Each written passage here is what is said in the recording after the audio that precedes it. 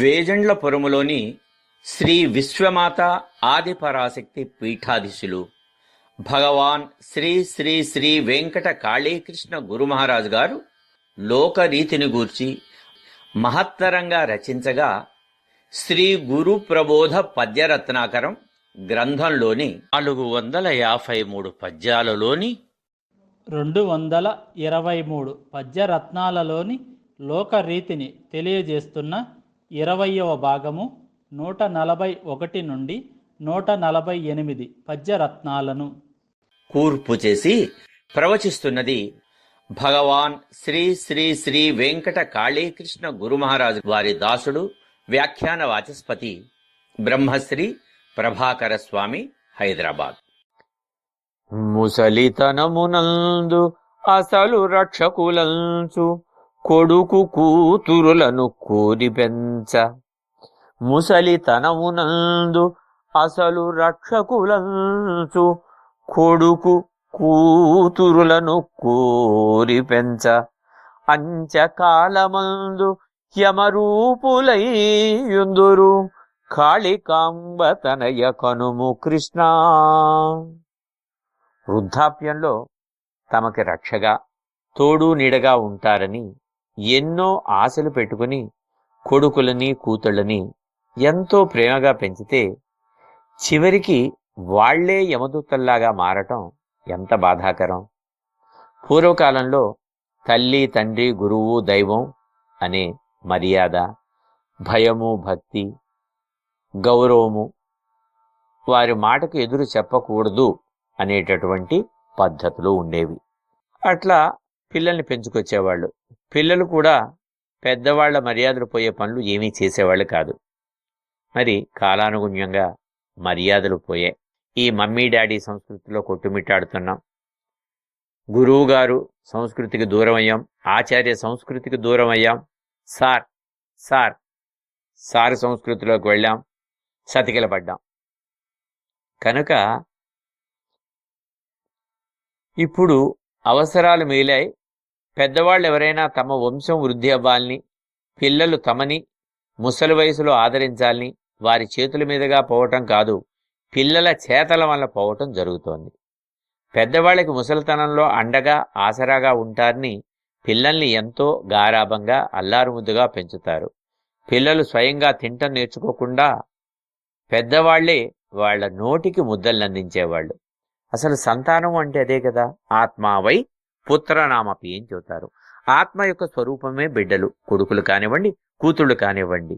కనుక తన ప్రతిరూపాలుగా తమ అణువులతో కణాలతో వచ్చినటువంటి సంతానానికి మీద ఎన్నో ఆశల్ని పెట్టుకుని వాళ్ల భవిష్యత్తు కోసం ఎన్నో కలలు కని తాము ఎంతో కష్టపడి తిన్నా తినకపోయినా తమ పరిధిని మించి వాళ్ళని జీవితంలో పైకి రప్పించే ఏర్పాట్లు చేస్తూ ఉన్నారు. అయితే మరి మారుతున్నటువంటి కాలం, ఆధునిక సంస్కారం, ఆధునిక సాంకేతిక విజ్ఞానం బాధ్యతల్ని మరిచేలా చేస్తోంది, గౌరవ మర్యాదలకు దూరం చేస్తోంది. ఐ మైండ్ మై బిజినెస్, నా సంగతి నేను చూసుకుంటానండి, నాకు ఒకళ్ళతో పని లేదు. అదేమిటమ్మా అలా అంటావు, అదేంటి నాన్న అలా మాట్లాడతావు, తల్లి తండ్రి కదా అనేటటువంటి పిడివాదాలు, మొండివాదాల్లోకి ఈనాటి యువతరం కొంతమంది ముందుకు వెళుతున్నారు. కనుక అలాంటి యువతరం ఈ తల్లిదండ్రుల యొక్క కోరికల్ని, కలల్ని, ఆకాంక్షల్ని ఒక్కసారి వెనక్కి తిరిగి చూసుకుంటే రేపు తాము కూడా మళ్ళీ తల్లిదండ్రులు అవుతారు. ఆ తర్వాత తనుము కొడుకులని కూతుళ్ళని పెంచుతారు. వాళ్ళకు కూడా పెరిగి ఇలాంటి స్థితి వచ్చినప్పుడు అప్పుడు తెలుస్తుంది. కనుక వారసత్వం నుంచి వచ్చే సంస్కారాన్ని మర్చిపోకుండా ఆస్తి కోసమో లేకపోతే సంపదల కోసమో తల్లిదండ్రుల్ని పీడించి బాధించి వాళ్ల పట్ల యమదూతలు కాకుండా తల్లిదండ్రుల్ని గౌరవించి ఎన్ని రకాలుగా చేసినా తల్లిదండ్రులకు మనం చేసేటటువంటి సేవ వల్ల రుణాన్ని తీర్చలేం. ఎందుకనంటే మన జన్మకు కారకం, జన్మకు కారణులు వారే. కనుక తమ జన్మకు కారకులైన వారికి కృతజ్ఞతను చూపించటం మన ధర్మం, మన కర్తవ్యం. అలాంటి కృతజ్ఞతా భావంతో యువతరం ఎంత పెద్ద చదువులు చదువుకున్నా, ఎంఏలు చదివినా, ఎంబీఏలు చేసినా, ఎంసీఏలైనా, ఎంటెక్కులైనా, ఫారిన్ వెళ్ళినా, ఇతర రాష్ట్రాల్లో ఉద్యోగాలు చేసినా, ఎక్కడ ఉన్నా కూడా తల్లిదండ్రుల్ని అనుకూలమైనంత వరకు సేవ చేస్తూ గౌరవిస్తూ, అలాగే విద్య నేర్పినటువంటి గురువుల్ని పెద్దల్ని గౌరవించే మన సంస్కృతికి దూరం కాకూడదు అని చిట్ట చివరి వరకు వారికి మానసిక శాంతిని, జీవితంలో ప్రశాంతతని కలిగించాలి అంటూ పై పద్యంలో గురుదేవులు పూజ్య శ్రీ శ్రీ వెంకట కాళీకృష్ణుల వారు తెలియచేస్తున్నారు. భక్తి శ్రద్ధతోడ భగవంతుడరుదల్చు, శ్రద్ధలేని భక్తి సాగదెప్పుడు. భక్తి శ్రద్ధతోడ భగవంతుడరుదల్చు, శ్రద్ధలేని భక్తి సాగదెప్పుడు. నిష్ఠతోడి భక్తి శ్రేష్టమయ్యుండురా, నిష్ఠతోడి భక్తి శ్రేష్టమయ్యుండురా.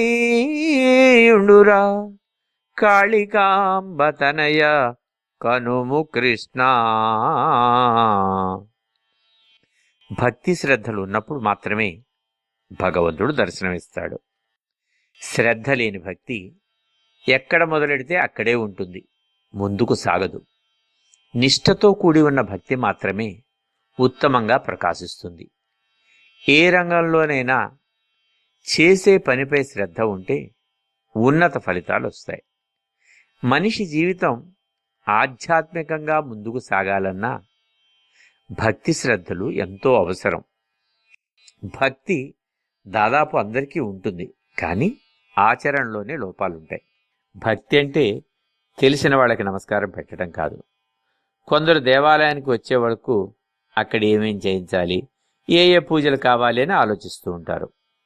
తీరా దేవాలయంలోకి వెళ్ళి కూర్చున్న తర్వాత పూజారి గారు వీరి పేరు మీద పూజలు చేస్తూ ఉంటే వీళ్ళు మాత్రం ఇంటి విషయాల్లో, రాజకీయ విషయాలు, పిల్లల చదువుల విషయాలు, పెళ్లిళ్ళ విషయాలు మాట్లాడుతూ ఉంటారు. కనీసం దేవుని గురించి క్షణం కూడా యోచించరు.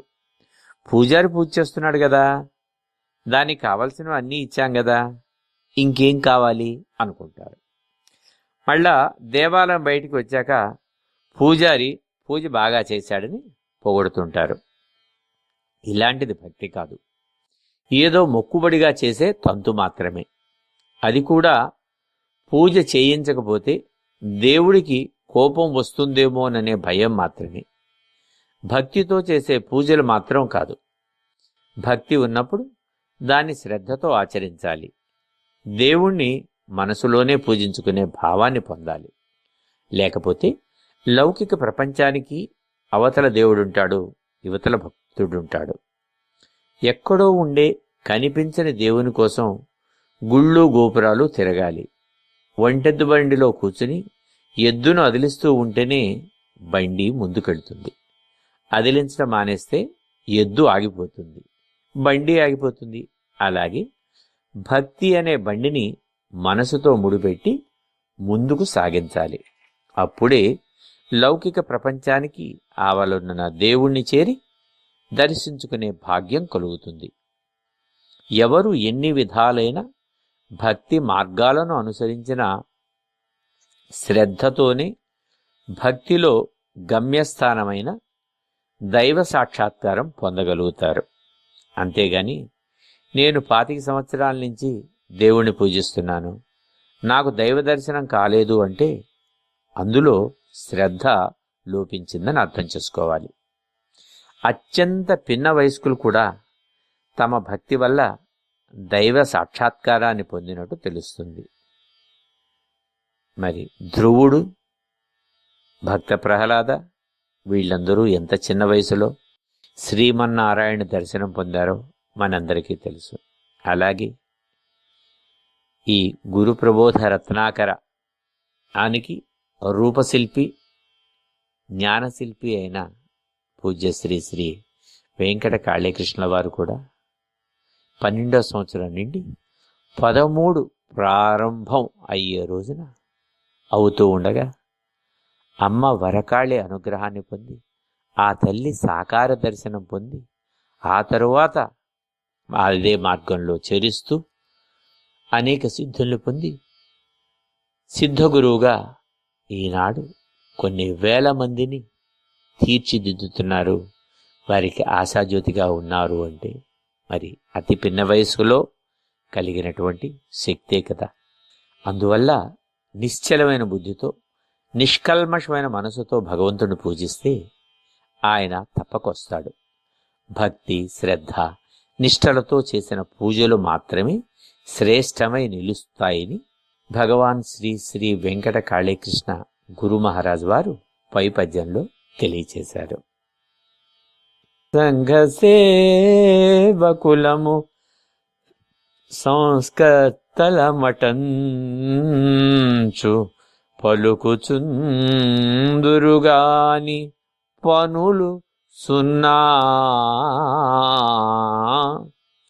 సంఘ సేవకులము సంస్కర్తలమటంచు పలుకుచుందురుగాని పనులు సున్నా.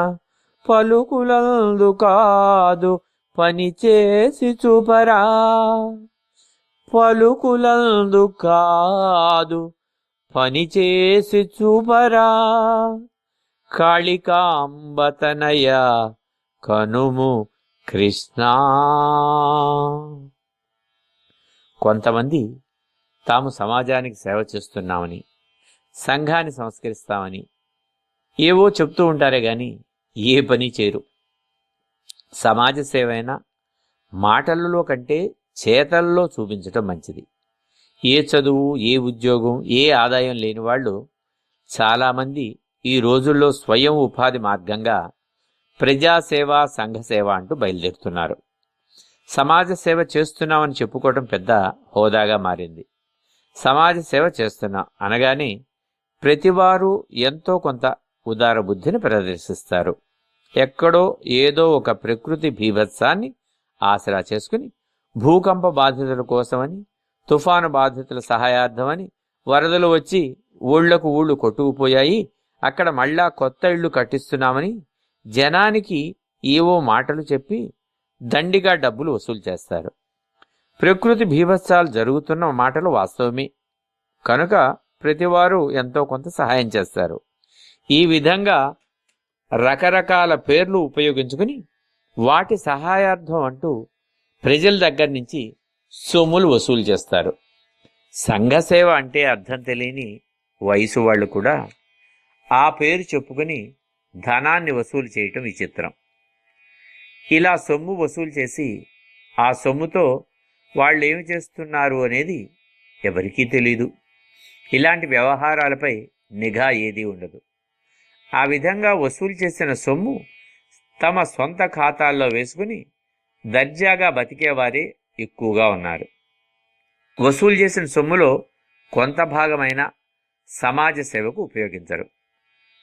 మరలా సామాజిక సేవలంటూ బ్రహ్మాండంగా ఉపన్యాసాలు చెబుతూ ఉంటారు. కానీ డబ్బు తీయమంటే మళ్ళీ కనిపించరు. ఒక ప్రాంతం అయిన తర్వాత మరో ప్రాంతంలో సంఘసేవ అంటూ వసూళ్ల పర్వం మొదలు పెడతారు. ప్రజలు ఇలాంటివి తొందరగా మర్చిపోతూ ఉంటారు. సంస్కర్తలమని ఎంతమంది ఎన్నిసార్లు వచ్చినా వాళ్లను పోషిస్తూనే ఉంటారు కానీ నిలదీసి ప్రశ్నించరు. ప్రజల్లో ఉన్న ఇలాంటి బలహీనతల్ని వాళ్ళు డబ్బుగా మార్చుకుంటారు. ఇలాంటి సంఘ సేవకులు కాదు, సంఘ చీడపురుగులవుతారు వీరు. నిజమైన సంఘ సంస్కర్తలకు డబ్బులతో పని లేదు, మాటలతో అసలు పని లేదు. సంఘానికి వారు చెయ్యాలి అనుకున్న మంచిని చేతలలో చేసి చూపిస్తారు. ఇలాంటి వారికి పేరు ప్రఖ్యాతులతో పనిలేదు. సంఘ సేవే వారి ఆదర్శం అంటూ భగవాన్ శ్రీ శ్రీ శ్రీ వెంకట కాళీకృష్ణ గురు మహారాజ్ పై పద్యంలో తెలియచేశారు. ఇహములోన కలుగు ఎన్నెన్నో సౌఖ్యాలు నీటి బుడగలవలే నిలవకుండు. ఇహములోన కలుగు ఎన్నెన్నో సౌఖ్యాలు నీటి బుడగలవలే నిలవకుండు. సుఖము వెంట ఉండు సఖునిగా కష్టాలు. సుఖము వెంట ఉండు సఖునిగా కష్టాలు. కాళికాంబతనయ కనుము కృష్ణ. లోకంలో ఎన్ని సౌఖ్యాలు ప్రాప్తించినా అవి నీటి మీద బుడగల్లాగా కొద్ది కాలం మాత్రమే ఉంటాయి. బాహ్యంగా లభించే సుఖాల వెంట బాధ తప్పక ఉంటుందని తెలుసుకోవాలి. సుఖదుఖాలు కావడి కుండల వంటివి. ఒకటి పెరిగితే రెండోది తరుగుతుంది అని పెద్దలు చెబుతారు. ప్రతి మనిషికి జీవితంలో రెండూ కలగలిసే ఉంటాయి. వాటిని అనుభవించే తీరులోనే తేడా ఉంటుంది. డబ్బు ఉన్నప్పుడు సుఖాలను కోరుకోవడం సహజం. ఆ సుఖాల్ని అనుభవించటానికి ఎంత డబ్బు ఖర్చు చేయటానికైనా వెనకాడరు. చేతిలో డబ్బు ఉన్నంతకాలం ప్రపంచమంతా రంగులమయంగా, అద్భుతంగా తమకు సుఖాలను భోగాలను అనుభవింప చేయటానికి ఆహ్వానిస్తోందా అన్నట్టు కనిపిస్తుంది. వర్షపు నీళ్లు పడేటప్పుడు ఏర్పడే నీటి బుడుగులు కూడా ఎంతో ఆకర్షణీయంగా రంగులు సుడులు తిరుగుతూ కనిపిస్తాయి. ఆ నీటి బుడగలో తారతమ్య సాంద్రత తగ్గిపోగానే బుడగ పగిలి అప్పటి వరకు అద్భుతంగా కనిపించింది అనుకున్నది మాయమైపోతుంది. అదేవిధంగా డబ్బు దండిగా ఉన్నప్పుడు అద్భుతమనిపించే లోకం చేతిలో చిల్లిగవ్వ లేకపోతే అద్భుతాలు మాయమైపోతాయి. అప్పటి వరకు విలాసంగా గొప్పగా బ్రతికిన వారికి తిండికి గడవని పరిస్థితి వస్తుంది. ఎవరూ దగ్గరకు రానియరు. కష్టాలు మాత్రం తమ దగ్గరకు వస్తాయి. బాహ్య విలాసాలకు భోగాలకు అలవాటు పడిన ప్రాణం ఏ పని చేయనీయదు. కనుక ఎంత సంపద ఉన్నా సుఖం తాత్కాలికంగానే ఉంటుంది. డబ్బు వెచ్చించి కొనుక్కునేది సుఖం కానే కాదు. కేవలం సంపదలే సౌఖ్యాల్ని సుఖాల్ని ప్రసాదించలేవు. మనసులో దుఃఖం లేకుండా చూసుకోవాలి. పేదవాళ్ళు బాహ్య సుఖాల్ని అంటే సొమ్ము చెల్లించి పొందే సుఖాల్ని పొందలేకపోవచ్చు, కానీ తను సంపాదించే ఆ కొద్దిలోనే భార్య పిల్లలతో ఎంతో తృప్తిని, దానివల్ల వచ్చే మానసిక ఆనందాన్ని పొందగలుగుతారు. అందువల్ల బాధలకు మూల కారణమయ్యి బాహ్య భోగాల జోలికి వెళ్లకుండా ఉండాలంటే ప్రతివాళ్ళు నీతిబద్ధమైన, సమాజానికి చేటు కలిగించని ప్రవర్తనతో ప్రశాంతంగా జీవించడం నేర్చుకోవాలి అని భగవాన్ శ్రీ శ్రీ శ్రీ వెంకట కాళీకృష్ణ గురు మహారాజ్ వారు పై పద్యంలో తెలియచేశారు. హలవిగాని వ్యాధినైనా అణచవచ్చు దేవయజ్ఞమునకు దివ్యరీతి. అలవిగాని వ్యాధినైనా అణచవచ్చు దేవయజ్ఞమునను దివ్యరీతి.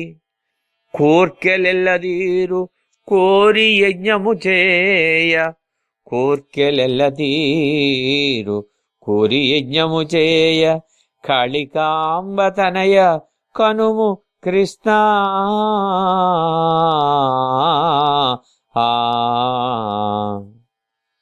దీర్ఘకాలంగా బాధిస్తూ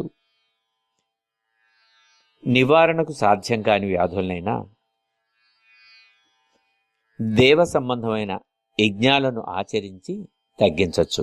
అదేవిధంగా యజ్ఞాల ద్వారా కోరిన కోరికల్ని సఫలం చేసుకోవచ్చు. మానవుల్ని వ్యాధులు అనేకం పీడిస్తూ ఉంటాయి. వాటిలో శారీరకమే, మానసికమైనవి, దీర్ఘ వ్యాధులు, తరుణ వ్యాధులు అని రకరకాలుగా ఉంటాయి. దేహ పటుత్వాన్ని బట్టి వ్యాధి కొన్ని త్వరగానే తగ్గిపోతుంది. కొన్ని వ్యాధులు మందులు లేకుండా తగ్గిపోయినా మరికొన్ని వ్యాధులు ఔషధాలు వాడిన తర్వాత తగ్గుతాయి. మరికొన్ని వ్యాధులు మందులు వాడినా పూర్తిగా తగ్గవు, కానీ ప్రకోపం ఎక్కువ కాకుండా అదుపులో ఉంచుతాయి. మొండి వ్యాధులు ఔషధాలు వాడినా తగ్గక మనిషిని పీడిస్తూనే ఉంటాయి. ఇంకొంతమందిలో అయితే రోగం ఏమీ కనిపించదు, కానీ ఎన్ని వైద్య పరీక్షలు చేసినా ఆరోగ్య స్థితి మామూలుగానే ఉన్నట్లు కనిపిస్తుంది. మనిషి చూస్తే రోజు రోజుకు క్షీణించి మృత్యుముఖంలోనికి వెళుతున్నట్లు కనిపిస్తాడు. ఎన్ని రకాలైన వైద్యాలు చేయించినా ఫలితం ఉండదు. ఇలాంటి వ్యాధులు మనిషి బ్రతికి ఉన్నంతకాలం అతని వెన్నంటే ఉంటాయి. వీటిలో కొన్ని కర్మానుసారంగా వచ్చే వ్యాధులు కూడా ఉంటాయి. అవి మందులకు మాకులకు తగ్గేవి కాదు. ఇలాంటి వాటిని తొలగించుకోవాలి అంటే దైవ సంబంధిత యజ్ఞాలు చేయాలి. అలాంటి యజ్ఞాలు చేయగలిగిన వారు ఈ లోకంలో చాలా అరుదుగా ఉంటారు. మీదు మికిలి ఈ ఆధునిక సాంకేతికంలో చాలా తక్కువ మందే కనిపిస్తారు.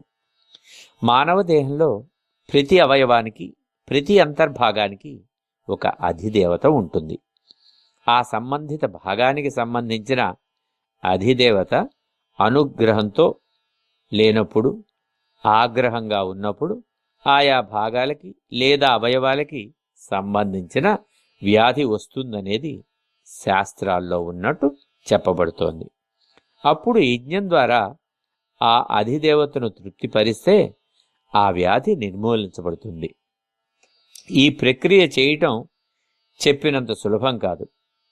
ఆ యజ్ఞాలు చేసేవారు మంత్రసిద్ధులైనప్పుడే, ప్రతిఫలాపేక్ష ఆశించకుండా చేసినప్పుడే ఫలిస్తుంది అని చెప్పచ్చు. యజ్ఞం నిర్వహించే వాళ్ళు ఏ వ్యాధిని నిరోధించడానికి ఏ విధమైన సమిధలు వాడాలో వాటి గురించిన పూర్తి అనుభవ జ్ఞానం పొంది ఉంటారు. ఇవన్నీ నమ్మకాలకు సంబంధించిన అంశాలే కాదు, వైద్య శాస్త్ర పరిధిని దాటి ఉన్న విజ్ఞాన విశేషాలు. వాటి లోతుల్లోనికి వెళ్ళి ఎవరైనా పరిశీలించుకోవచ్చు. అదేవిధంగా యజ్ఞాలు చేయటం ద్వారా మనోవాంఛల్ని కూడా సఫలం చేసుకోవచ్చని, అయితే అలాంటి కోర్కెలు అసంబద్ధమైనవిగా ఉండకూడదు అని, ధర్మబద్ధమై ఉండాలి అని స్వయంగా వేలాది యజ్ఞాలను నిర్వహించిన యజ్ఞరూపులు భగవాన్ శ్రీ శ్రీ శ్రీ వెంకట కాళీకృష్ణ గురుమహారాజు వారు పై పద్యంలో తెలియజేశారు. వానరమ్ము పిల్ల దాని శక్తిని నమ్ము, పిల్లి పిల్లనమ్ము తల్లి శక్తి. వానరమ్ము పిల్ల దాని శక్తిని నమ్ము, పిల్లి పిల్లనమ్ము తల్లి శక్తి. బ్రహ్మ సృష్టి చూడ బహురీతులుండురా, బ్రహ్మ సృష్టి చూడ బహురీతులుండురా. కాళికాంబతనయ కనుము కృష్ణ. కోతిపిల్ల దాని శక్తిని అదే నమ్ముకుని ఉంటుంది. పిల్లి పిల్లేమో తన తల్లి శక్తిని నమ్ముకుని ఉంటుంది. గమనిస్తే బ్రహ్మ సృష్టి పలు విధాలుగా ఉంటుంది అని తెలుస్తుంది. ఒక ధర్మ సూక్ష్మాన్ని నిబిడీకృతం చేసి పై పద్యాన్ని వ్రాసినట్లుగా అర్థమవుతుంది. లోకంలో మర్కట కిషోర న్యాయం, మార్జాల కిషోర న్యాయం అనేవి ఉన్నాయి. కోతి ఒక కొమ్మ మీద నుంచి మరొక కొమ్మ మీదకి దూకేటప్పుడు తన పిల్లని పొట్ట కింద పెట్టుకుంటుంది. ఆ కోతి పిల్ల తల్లి కోతి దూకుతున్నంతసేపు దాని పొట్టను గట్టిగా ఒడిసి పట్టుకుని ఉంటుంది. ఎంత గట్టిగా పట్టుకుంటే అంత జారిపోకుండా క్షేమంగా ఉంటుంది. తల్లి కోతి బాధ్యత ఏమీ ఉండదు. జారి పడిపోకుండా పట్టుకునే బాధ్యత అంతా పిల్లకోతిది. అంటే పిల్లకోతి తనను తానే రక్షించుకోవాలి.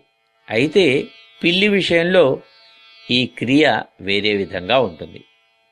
పిల్లి తన పిల్లల్ని తానే స్వయంగా నోటితో జారిపోకుండా కరిచిపెట్టి ఒకచోటి నుంచి ఒకచోటికి తరలిస్తుంది. పిల్లి తన పిల్లల్ని నోటితో కరిచిపట్టినప్పుడు తన పళ్ళు పిల్లలకి ఏమాత్రం ఒత్తుకోనియక బహు నైపుణ్యంతో ఆ పని పూర్తి చేస్తుంది. అంటే ఇక్కడ పిల్లల భారం, బాధ్యత తల్లిది.